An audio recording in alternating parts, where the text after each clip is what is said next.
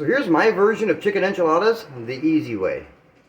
This is a different kind of chicken enchilada. This is a recipe that I learned about 30 years ago. It's chicken enchiladas with white sauce. So you're going to need 1 to 2 pounds of chicken breasts, or you can use a whole chicken. You're going to need some green pepper. You're going to need some onion.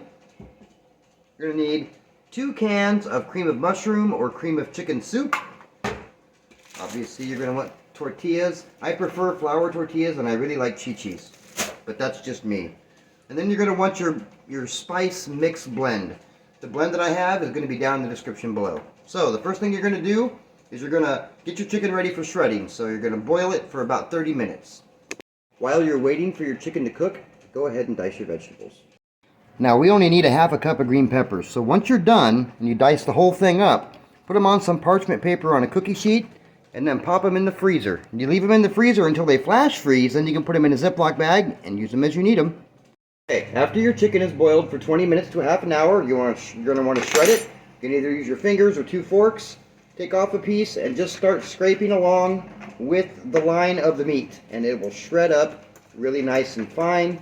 It's up to you how fine you want to shred it. If you don't want to shred it, you can chop it up into tiny pieces if that makes you feel better.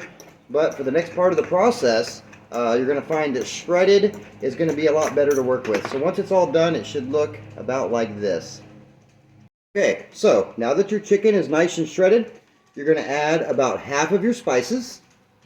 About half the spices in there.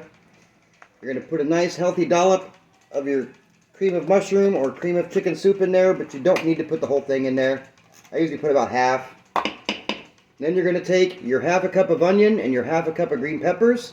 You're going to add that to this too. Now, be advised, you can also put mushrooms and black olives in this if you want. I don't really like those 2 things, so they're not going to be in there. So you're going to want to mix this up and turn it into as much of a paste as you can. Now, you probably will end up adding more of the cream of mushroom and cream of chicken soup, whichever you're using, but you want to make it to where it's nice and evenly blended. You want to make sure that the herbs and spices are evenly blended and put them all together like that. So now that we've got our chicken mixed up, what we're going to do, get your shell, your tortilla, whether you're using corn or flour, I don't care, it's up to you, it's your meal. I prefer flour. So you're going to take it and you're going to want to make it like this. Get a nice round texture to it, right? See how it is? Roll it up like you would a burrito.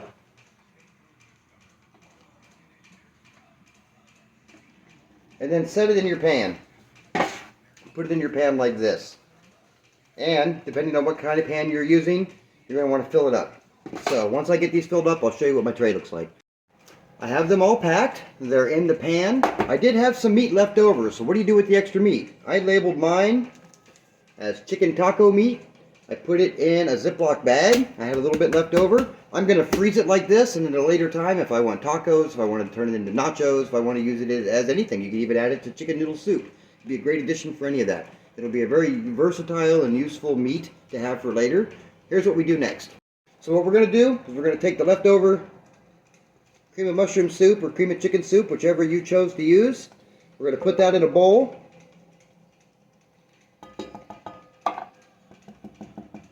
Put that in a bowl. You're going to add the rest of your spices. I really like to clean out the cans. I don't like leaving anything behind. So what I'll do is I'll add about a half a cup of milk to this. We're going to put it so we can clean out the remainder of what's left over in here. I just put it in there like that and shake it out. Make sure you get a tight seal. You're going to be wearing your milk.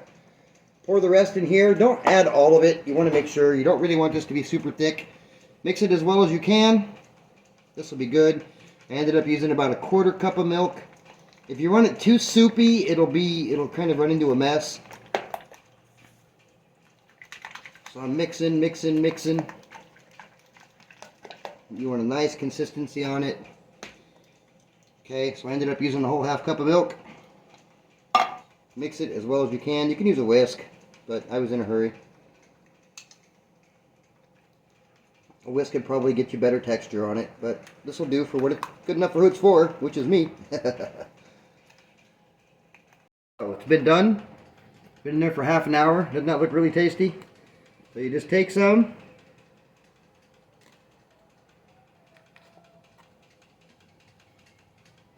Put it on your plate like so. Opens up. There's our enchiladas.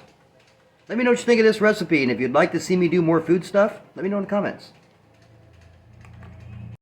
So now that we're done mixing our soup, you're going to take the soup and you're going to pour it directly over the enchiladas. Don't worry, it is going to thin out when it heats up. You want a nice even coat on there.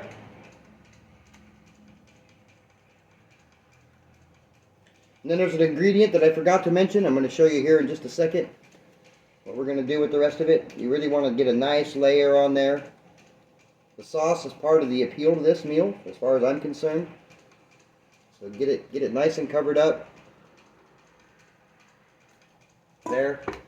Oops, missed this corner up here. I'd feel neglected. There. There. So you're going to want it to be like this. I'm going to go grab the next recipe, or the next ingredient for the recipe. Forgot to mention, you need shredded cheese for this. So we're going to take some shredded cheese. We're just going to sprinkle along the top here. Enchiladas wouldn't be enchiladas without cheese. I'm just using cheddar. You use what you want. There's Fiesta cheese. There's tons of different kinds of cheese out there. Whatever you like, goat cheese. We're just going to put a nice layer of shredded cheese on there. Now that that part's done, we're going to take this mess, we're going to pop it in the oven on about 325 degrees for about 20 minutes, or until the cheese is melted and lightly started to brown.